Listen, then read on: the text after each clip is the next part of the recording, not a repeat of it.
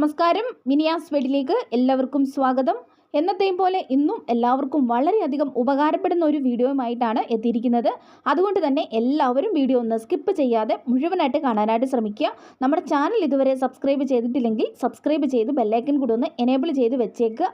എങ്കിൽ മാത്രമേ next video ഇടുമ്പോൾ നിങ്ങൾക്ക് കറക്റ്റായിട്ട് നോട്ടിഫിക്കേഷൻ കിട്ടത്തുള്ളൂ. അപ്പോൾ നമുക്കിനി ഒട്ടും സമയം കളയണ്ട, നേരെ വീഡിയോയിലേക്ക് പോകാം. Tip number 1. ഇതുപോലെ അച്ചാറൊക്കെ ഇട്ട് വയ്ക്കുന്ന ഭരണി നമ്മൾ വീട്ടിൽ കഴുകി ഉണക്കി ഭദ്രമായിട്ട് എടുത്ത് വെച്ചിട്ടുണ്ടെങ്കിൽ എടുത്തിട്ട് ഒന്ന് തുറന്ന് മണത്തി നോക്കണം. അപ്പോൾ നിങ്ങൾക്ക് മനസ്സിലാക്കാൻ പറ്റും നമ്മൾ ഇട്ട അച്ചാറിൻ്റെ ആ സ്മെല്ല് നമ്മൾ എത്ര കഴുകി എന്ന് പറഞ്ഞാലും ശരി, ആ ഒരു സ്മെല്ല് നിലനിൽക്കുന്നുണ്ടാകും. ഇപ്പം നമ്മൾ ബീഫ് അച്ചാറാണ് ഇട്ട് വെച്ചിട്ടെങ്കിൽ നമ്മൾ ആ ബീഫ് അച്ചാറിൻ്റെ സ്മെല്ല് എന്തായാലും ഈ അച്ചാർ ഭരണിയിലുണ്ടാകും, നമ്മൾ എത്ര കഴുകി ഉണക്കി എന്ന് പറഞ്ഞാലും ശരി. അപ്പോൾ അങ്ങനെ ആ ഒരു സ്മെല്ല് ഇല്ലാതിരിക്കാൻ വേണ്ടിയിട്ടുള്ള ഒരു ടിപ്പ് കാണിച്ചു തരാം കേട്ടോ. നമ്മളിപ്പം മീനച്ചാർ ഇട്ട് വെച്ച ഭരണിയിൽ പിന്നീട് മാങ്ങാച്ചാർ ഇടാൻ വേണ്ടിയിട്ട് എടുക്കുമ്പോഴായിരിക്കും ആ മീനച്ചാറിൻ്റെ ആ സ്മെല്ല് അതേപോലെ തന്നെ ഉണ്ടാകും. അല്ല, നിങ്ങളൊന്ന് ശ്രദ്ധിച്ച് നോക്കിക്കോ. അപ്പോൾ എന്തായാലും ഇതേപോലെ നമ്മൾ ഭരണി എടുക്കുക. ഭരണി എടുത്തതിന് ശേഷം ഒരു പേപ്പർ കത്തിക്കുക. ഇതുപോലെ ഒരു പേപ്പർ ഒന്ന് കത്തിച്ചിട്ട് അതിൻ്റെ ഉള്ളിലേക്ക് ഇങ്ങനെ ഒന്ന് വെച്ച് കൊടുക്കുക. എന്നിട്ട് നമ്മൾ തീ ഒന്ന് കത്തി വരുമ്പോൾ തന്നെ നമ്മൾ അടപ്പ് വെച്ചിട്ട് ഒന്ന് അടച്ചും കൂടി ഇട്ട് കൊടുക്കണം. അപ്പം ആ ഒരു തീ അങ്ങോട്ട് കെട്ടിട്ട് ഒരു പുകയുണ്ടാവും ഇതിൽ. ഇങ്ങനെ വെച്ചിട്ട് ഒരു 5 മിനിറ്റിന് ശേഷം നമ്മളിത് ഓപ്പൺ ചെയ്ത് നോക്കുകയാണെങ്കിലുണ്ടല്ലോ, അച്ചാറിൻ്റെ സ്മെല്ല് ഉണ്ടാവത്തില്ല, പകരം ആ ഒരു പുകയുടെ ഒരു സ്മെല്ലായിരിക്കും. അപ്പം നമ്മൾ എന്ത് ചെയ്യേണ്ടതെന്ന് വെച്ച് കഴിഞ്ഞാൽ, അച്ചാറിൻ്റെ സ്മെല്ല് മാറിക്കഴിഞ്ഞിട്ടുണ്ടല്ലോ, അപ്പോൾ ഇനി ഇതൊന്ന് നന്നായിട്ട് വാഷ് ചെയ്തിട്ട് എടുക്കുകയാണെങ്കിൽ അച്ചാറിൻ്റെ സ്മെല്ലും ഉണ്ടാവത്തില്ല, ആ ഒരു പുകയുടെ സ്മെല്ലും ഉണ്ടാവത്തില്ല, നല്ലൊരു ഫ്രഷ്നെസ് ആയിരിക്കും. അപ്പം നിങ്ങൾ അച്ചാർ ഭരണിയൊക്കെ കഴുകി ഉണക്കി വെക്കുന്ന സമയത്ത് ഇതേപോലെയും കൂടി ഒന്ന് ചെയ്ത് നോക്കണേ. എന്നിട്ട് നിങ്ങളുടെ അഭിപ്രായങ്ങളൊക്കെ അറിയിക്കാനായിട്ട് മറക്കരുത്. വീട്ടമ്മമാർക്ക് ഒത്തിരി ഉപകാരപ്പെടുന്ന ഒരു ടിപ്പാണ് കേട്ടോ. അപ്പോൾ എല്ലാവരും ട്രൈ ചെയ്ത് നോക്കും. Tip number 2. നമ്മൾ വീട്ടിൽ കടലക്കറിയൊക്കെ വെക്കാറുണ്ടല്ലേ. അപ്പം ഇതുപോലെ കടലക്കറി വെക്കുന്ന സമയത്ത് നിങ്ങൾ ശ്രദ്ധിച്ചിട്ടുണ്ടോ, ഇതുപോലെ നമ്മൾ ആ കടലക്കറിയുടെ ആ ഗ്രേവിക്ക് അങ്ങനെ കൊഴുപ്പ് കാണത്തില്ല. ഇതുണ്ടോ, ഇതേപോലെ വെള്ളം പോലെ ഇരിക്കും. അപ്പോൾ അങ്ങനെയുള്ള സമയത്തുണ്ടല്ലോ, നമുക്ക് കറിക്ക് നല്ല കൊഴുപ്പ് കിട്ടാൻ വേണ്ടിയിട്ട് ഇതേപോലെ നമ്മുടെ കുറച്ച് കടല എടുത്തൊന്ന് മാറ്റി വെച്ചേക്കണം. എന്നിട്ട് ആ കടല മിക്സിയുടെ ചെറിയ ജാറിലോട്ട് ഇട്ടിട്ട് നല്ല ക്രീമി ആയിട്ടൊന്ന് അരച്ച് എടുക്കണം കേട്ടോ. അപ്പോൾ ഇതുപോലെ ഒന്ന് അരച്ചെടുത്തിട്ട് നമ്മൾ അത് ഈ കടലക്കറിയിലോട്ട് ചേർത്തിട്ട് നമ്മൾ നന്നായിട്ടൊന്ന് മിക്സ് ചെയ്യുമ്പോൾ നോക്കിക്കേ, നല്ല കൊഴുത്ത ചാറോട് കൂടിയിട്ടുള്ള കടലക്കറി നമുക്ക് കിട്ടും. അപ്പോൾ ഇങ്ങനെ നിങ്ങൾ ഇത് കടല ചെറുതായിട്ട് ഉടച്ചിട്ടാലും ഇത്രയും ഒരു ടേസ്റ്റ് വരണമെന്നില്ല. നമ്മൾ ഉടച്ചിടുന്നതിനേക്കാളും ഒരു പിടി കടല മതി. ഒരു പിടി കടല എടുത്തിട്ട് ഇതുപോലെ നന്നായിട്ടൊന്ന് അരച്ചതിന് ശേഷം ഇതിലേക്ക് ചേർത്ത് കൊടുക്കുമ്പോൾ തന്നെ നല്ല ടേസ്റ്റാണിത്. കറി കഴിക്കാനും അടിപൊളിയാണ്. അപ്പോൾ ഇങ്ങനെയും കൂടെ നിങ്ങളൊന്ന് ചെയ്ത് നോക്കണം കേട്ടോ. Tip number 3. നമ്മുടെ വീട്ടിൽ ഒരുപാട് ബില്ലുകളൊക്കെ വരാറുണ്ട്. അതിൽ നമുക്ക് ഏറ്റവും ബുദ്ധിമുട്ടുണ്ടാക്കുന്ന ഒരു ബില്ലാണ് കറണ്ട് ബില്ല് എന്ന് പറയുന്നത്. 2 മാസത്തെ ബില്ല് വരുമ്പം തന്നെ നമ്മുടെ കണ്ണ് തള്ളിപ്പോകും. നിങ്ങളുടെ വീട്ടിൽ കറണ്ട് ബില്ല് കൂടുതലാണെങ്കിൽ ഈ ഒരു വീഡിയോ ഒന്ന് സ്കിപ്പ് ചെയ്യാതെ തന്നെ കണ്ടു നോക്കുക. നമുക്ക് ഈസി ആയിട്ട് കറണ്ട് ബില്ല് കുറയ്ക്കാൻ വേണ്ടിയിട്ട് പറ്റും. നമ്മുടെ വീട്ടിലെ ഇലക്ട്രോണിക് ഉപകരണങ്ങളിൽ ഒരിക്കലും ഓഫ് ചെയ്തിടാത്ത ഒരു ഉപകരണമാണ് ഫ്രിഡ്ജ് എന്ന് പറയുന്നത്. ബാക്കി TV, മിക്സി, വാഷിംഗ് മെഷീൻ അതൊക്കെ നമ്മൾ ഇടയ്ക്കിടയ്ക്ക് ഓഫ് ചെയ്യുകയും ഒക്കെ ചെയ്യാറുണ്ട്. പക്ഷേങ്കിൽ ഫ്രിഡ്ജ് അങ്ങനെയൊന്നും ആരും എപ്പോഴൊന്നും ഓഫ് ചെയ്യാറില്ല. ബേസിക് ആയിട്ടുള്ള കുറച്ച് കാര്യങ്ങളൊക്കെ ഒന്ന് ശ്രദ്ധിക്കുവാണെങ്കിൽ തന്നെ നമുക്ക് കറണ്ട് ബില്ല് കുറയ്ക്കാൻ പറ്റും. മിക്ക വീടുകളിലെയും ഫ്രിഡ്ജിൻ്റെ മുകൾ ഭാഗത്തെ അവസ്ഥ ഇതൊക്കെ തന്നെ ആയിരിക്കും. നമുക്ക് പെട്ടെന്ന് എടുക്കേണ്ട സാധനങ്ങളെല്ലാം നമ്മൾ ഇതുപോലെ ഫ്രിഡ്ജിൻ്റെ മുകളിൽ വെക്കാറുണ്ട് അല്ലേ. ഇങ്ങനെ ഒരിക്കലും ചെയ്യാൻ പാടില്ല. ഫ്രിഡ്ജിൻ്റെ മുകളിൽ ഒരു സാധനവും വെക്കരുത്. കാരണം ഇത് കറണ്ട് ഒരുപാട് വലിക്കുന്നതാണ്. നമുക്ക് ഒരുപാട് കറണ്ട് ബില്ല് കൂടാൻ പ്രധാന കാരണം ഈ ഫ്രിഡ്ജിൻ്റെ മുകളിൽ ഇതുപോലുള്ള സാധനങ്ങൾ വെക്കുന്നതാണ്.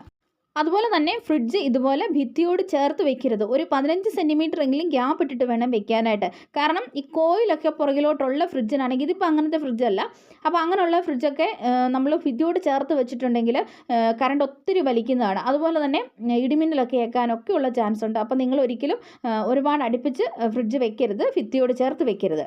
അതുപോലെ തന്നെ ഫ്രിഡ്ജിൻ്റെ ഏറ്റവും കറണ്ട് വലിക്കുന്ന ഒരു ഭാഗമാണ് ഫ്രീസർ എന്ന് പറയുന്നത്. അപ്പം പല ഫ്രിഡ്ജുകളിലും കണ്ടിട്ടില്ലേ, ഇതുപോലെ മഞ്ഞ് മലകൾ പോലെ ഇങ്ങനെ ഐസ് വന്ന് കുമിഞ്ഞു കൂടിയിട്ട് ഉണ്ടാവും. അപ്പം അതൊക്കെയാണെങ്കിൽ ഒരുപാട് പിന്നെ കറണ്ട് വലിക്കും. കംപ്രസർ പിന്നെ ഒരുപാട് വർക്ക് ചെയ്യേണ്ടതായിട്ട് വരുന്നുണ്ട്. അപ്പോൾ ഇങ്ങനെയൊക്കെയുള്ള ഒരു സിറ്റുവേഷൻ ആണെങ്കിൽ നിങ്ങൾ ചെയ്യേണ്ടത് എന്താണെന്ന് വെച്ച് കഴിഞ്ഞാൽ, ഐസ് പിടിക്കാതെ ഇരിക്കാൻ വേണ്ടിയിട്ട് ഉപ്പ് പൊടി വിതറുക എന്നുള്ളതാണ്. അപ്പോൾ ഈ ഫ്രിഡ്ജിന് അങ്ങനെ ഐസ് പിടിക്കുന്ന അല്ല, അതുകൊണ്ട് ഞാൻ ജസ്റ്റ് ഒന്ന് പറഞ്ഞു പോകുന്നതേ ഉള്ളൂ.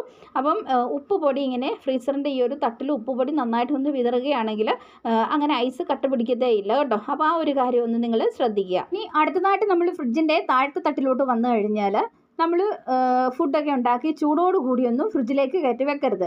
കാരണം അങ്ങനെ വെച്ച് കഴിഞ്ഞാൽ ഒരുപാട് കറണ്ട് വലിക്കും. കാരണം അതൊന്ന് തണുത്ത് നോർമൽ ടെമ്പറേച്ചർ ആകണമെങ്കിൽ തന്നെ നല്ല കറണ്ട് ചിലവാകും. അപ്പോൾ ആ ഒരു കാര്യം നിങ്ങൾ പ്രത്യേകം ശ്രദ്ധിക്കുക.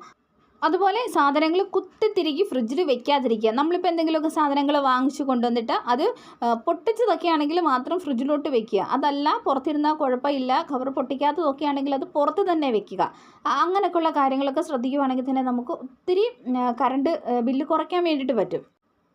ഫ്രിഡ്ജിൽ നമ്മൾ സാധനങ്ങളൊക്കെ വെക്കുന്ന സമയത്ത് ഇതുപോലെ സ്പേസ് ഇട്ടിട്ട് വെക്കുക. കുത്തിത്തിരികി വെക്കുമ്പോൾ തന്നെ ഒരുപാട് സാധനങ്ങളായി കഴിഞ്ഞ് കഴിയുമ്പോഴത്തേക്കിനും കറണ്ട് ഒരുപാട് വലിക്കും. അതുപോലെ തന്നെ നിങ്ങൾ ഫ്രിഡ്ജിൻ്റെ കൂളിംഗ് ക്രമീകരിക്കുന്നത് വളരെയധികം ശ്രദ്ധിക്കേണ്ടതാണ്. നമ്മൾ വേനൽക്കാലത്തും തണുപ്പുള്ള മഴക്കാലത്തും ഒക്കെ ആയിട്ട് അതാത് താപനില അനുസരിച്ചിട്ട് നിങ്ങളത് ക്രമീകരിക്കാൻ വേണ്ടിയിട്ട് വളരെയധികം ശ്രദ്ധിക്കണം.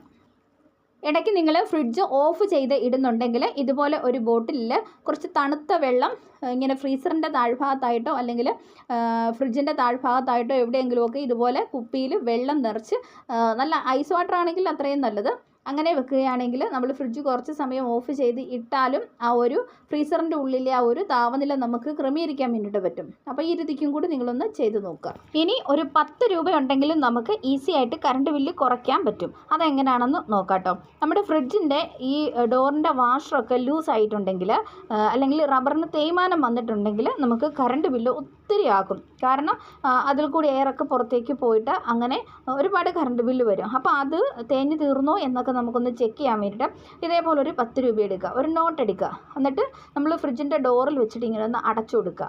അതിനുശേഷം ആ നോട്ടിൽ പിടിച്ചിട്ട് പതുക്കെ ഇങ്ങോട്ട് വലിക്കുക. അപ്പോൾ സ്മൂത്തായിട്ട് ഇങ്ങ് പോരുന്നുണ്ടെങ്കിൽ നമുക്ക് മനസ്സിലാക്കാൻ പറ്റും ഫ്രിഡ്ജിൻ്റെ ആ ഒരു വാഷർ കംപ്ലൈൻ്റ് ആണ്, അത് തേഞ്ഞ് തീർന്നിട്ടുണ്ട്, ഇനി വേറെ ചേഞ്ച് ആക്കണമെന്നുള്ളത്. കുറച്ച് ടൈറ്റായിട്ടാണ് നമുക്ക് ബുദ്ധിമുട്ടിയാണ് ഇങ്ങനെ നമുക്ക് ഊരിയെടുക്കാൻ പറ്റുന്നത് എങ്കിൽ നമുക്ക് മനസ്സിലാക്കാം അതിന് ഒരു കുഴപ്പമില്ല എന്ന്. അപ്പോൾ ആ രീതിക്കും കൂടി നിങ്ങളൊന്ന് ട്രൈ ചെയ്തിട്ട് നോക്കണേ. ടിപ്പ് നമ്പർ 4, 2 ഉരുളക്കിഴങ്ങ് ഇതേപോലെ ഒന്ന് പുഴുങ്ങി എടുത്തിട്ടുണ്ട്. ഇനി ഇതുപോലൊന്ന് ചെറുതായിട്ടൊന്ന് കട്ട് ചെയ്തും കൂടി അതൊന്ന് എടുത്തിട്ടുണ്ട്. ഇനി നമുക്ക് വേണ്ടത് ഒരു പാത്രത്തിലേക്ക് നല്ല കട്ടിയുള്ള തൈര് ഒഴിച്ചു കൊടുക്കുക. അപ്പോൾ ഇതാ ഞാൻ ഇത്രത്തോളം തൈര് ഒഴിച്ചു കൊടുത്തിട്ടുണ്ട്. അധികം കറികളൊന്നും ഇല്ലാത്ത ദിവസങ്ങളിൽ നല്ല രുചികരമായിട്ട് ചോറുണ്ണാൻ പറ്റും നല്ല കിടിലനൊരു കറിയാണ് നമ്മളിന്ന് റെഡിയാക്കിക്കൊണ്ടിരിക്കുന്നത്. ഇനി ഈ തൈരിലേക്ക് നമുക്ക് ആവശ്യത്തിന് ഉപ്പിട്ട് കൊടുക്കാം. 3/4 ടീസ്പൂണോളം മുളക് പൊടി ഇട്ട് കൊടുത്തിട്ട് നന്നായിട്ടൊന്ന് ഇളക്കിയും കൂടെ എടുക്കാം. അതിനുശേഷം നമ്മൾ ഉടച്ച് വെച്ചിരിക്കുന്ന ആ ഒരു ഉരുളക്കിഴങ്ങും കൂടി ഇതിലേക്ക് ചേർത്ത് കൊടുക്കാം. ഈ ഒരു കറിയുടെ രുചി അറിഞ്ഞാൽ പിന്നെ നിങ്ങൾ എല്ലാ ദിവസവും ഇത് തന്നെ ഉണ്ടാക്കത്തുള്ളൂ. അത്ര ടേസ്റ്റിയാണ്, കുട്ടികൾക്കൊക്കെ ഇഷ്ടപ്പെടുന്ന നല്ല ഒരു റെസിപ്പിയാണ് കേട്ടോ. നന്നായിട്ട് നമുക്കിതൊന്ന് ഇളക്കി കൊടുക്കാം. അതിനുശേഷം ഇതിലേക്ക് നമുക്ക് കുറച്ച് സവാള അരിഞ്ഞതും പച്ചമുളകും കൂടെ ചേർത്ത് കൊടുക്കാം.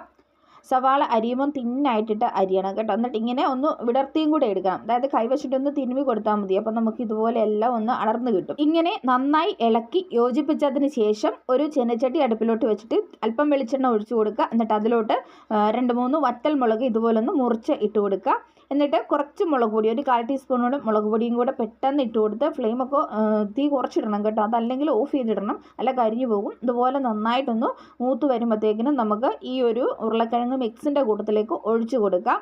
എന്നിട്ട് നന്നായിട്ടൊന്ന് മിക്സ് ചെയ്യാം. അപ്പോൾ ഇത്രേ ഉള്ളൂ. എന്നാ ടേസ്റ്റാണെന്നറിയാമോ ഈ ഒരു കറിക്ക്? ചോറുണ്ണാൻ വേണ്ടിയിട്ട് വേറെ ഒരു കറിയുടെയും ആവശ്യമില്ല. അപ്പോൾ ഇതൊരു പ്രത്യേക ടേസ്റ്റാണ് കേട്ടോ, നല്ല അടിപൊളിയാണ്. ഞാനൊന്ന് ഉണ്ടാക്കി നോക്കി കഴിച്ച് നോക്കിയപ്പം എല്ലാവർക്കും ഇഷ്ടപ്പെട്ടു. അപ്പം നിങ്ങൾ ഇതുപോലൊന്ന് ട്രൈ ചെയ്ത് നോക്കാനായിട്ട് മറക്കരുത്. ഇനി ലാസ്റ്റ് ടിപ്പ് നമ്പർ 5, ഇതേപോലെ ഒരു പാരസെറ്റാമോളിൻ്റെ ടാബ്ലറ്റ് എടുക്കുക. എക്സ്പയറി ഡേറ്റ് കഴിഞ്ഞതാണെങ്കിലും മതി. എന്നിട്ട് നമുക്കതൊരു പേപ്പറിലോട്ട് വെച്ചിട്ടൊന്ന് പൊടിച്ചിട്ടെടുക്കണം. അപ്പം ഞാൻ ഒരു ടാബ്ലറ്റാണ് എടുക്കുന്നത്. ഒരു ടാബ്ലറ്റ് എടുത്തിട്ട് ഒരു പേപ്പറിലോട്ട് വെച്ചിട്ട് നമുക്കത് നല്ലപോലെ ഒന്ന് പൊടിച്ചിട്ട് എടുക്കാം. ഇതുപോലൊന്ന് ഞാൻ നന്നായിട്ട് പൊടിച്ചെടുക്കുന്നുണ്ട്. ഇനി ഇത് നമുക്കൊന്ന് മാറ്റി വെക്കാം. അതിനുശേഷം നമുക്ക് ഒരു പാത്രത്തിലേക്ക് ഒരു 2-3 സ്പൂൺ ചോറെടുക്കാം. അപ്പം ഞാനിവിടെ കുറച്ച് ചോറാണ് എടുത്തിരിക്കുന്നത്. എന്നിട്ട് ആദ്യം നമ്മൾ ഈ പൊടിച്ച് വെച്ച ഈ പാരസെറ്റാമോളിൻ്റെ ഈ ഒരു പൗഡർ ഇതിലേക്ക് ഇട്ട് കൊടുക്കുന്നുണ്ട്. 1/4 ടീസ്പൂണോളം ബേക്കിംഗ് സോഡയും കൂടെ ഇതിലോട്ട് ചേർത്ത് കൊടുത്തിട്ട് കൈ വെച്ചിട്ട് തന്നെ നമുക്കിത് നന്നായിട്ടൊന്ന് മിക്സ് ചെയ്തിട്ട് എടുക്കാം. ഇതുപോലെ നന്നായിട്ടൊന്ന് കുഴച്ചിട്ട് എടുക്കണം. എന്നിട്ട് ഇതുപോലെ ചെറിയ ഉരുളകളാക്കി ഒന്ന് മാറ്റി വയ്ക്കാം. ഇനി നമുക്ക് വേണ്ടത് ഇതേപോലത്തെ പ്ലാസ്റ്റിക് ബോട്ടിലിൻ്റെ ക്യാപ്പുകളാണ്. ഇതേപോലുള്ള ക്യാപ്പുകളൊക്കെ ഇഷ്ടം പോലെ നമ്മുടെ വീട്ടിൽ കാണുമല്ലോ. എന്നിട്ട് ആ ക്യാപ്പിലോട്ട് ഓരോ ഉരുളയെടുത്ത് ഇതുപോലെ അങ്ങ് വെച്ച് കൊടുക്കുക. ഇങ്ങനെ നിങ്ങൾക്ക് എത്ര ക്യാപ്പ് ഉണ്ടെങ്കിലും ചെയ്യാവുന്നതാണ്. ഇനി ഇത് എന്തിനാണെന്ന് പറയാം. നമ്മുടെ വീട്ടിലെ ശല്യക്കാരായ പല്ലികളെയും പാറ്റകളെയും കുലത്തോടെ നശിപ്പിക്കാൻ ശക്തിയുള്ള ഒരു നല്ല സൂത്രമാണിത്. നിങ്ങളെല്ലാവരും ഒന്ന് ചെയ്ത് നോക്കണം. സന്ധ്യയാകുന്ന സമയത്ത് നമ്മുടെ വീടിൻ്റെ ലൈറ്റൊക്കെ ഉള്ളിടത്ത് അല്ലെങ്കിൽ കിച്ചണിലൊക്കെ ഇഷ്ടം പോലെ പല്ലിയുടെ ശല്യം ഉണ്ടാകും. ഒപ്പം തന്നെ പാറ്റയുടെയും ശല്യം ഉണ്ടാകും.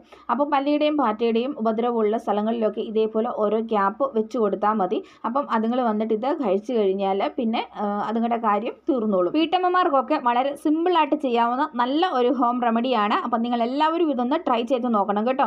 ഇനി പല്ലിയുടെയും പാറ്റയുടെയും ശല്യമൊന്നും നിങ്ങളുടെ വീട്ടിൽ ഉണ്ടാവത്തില്ല.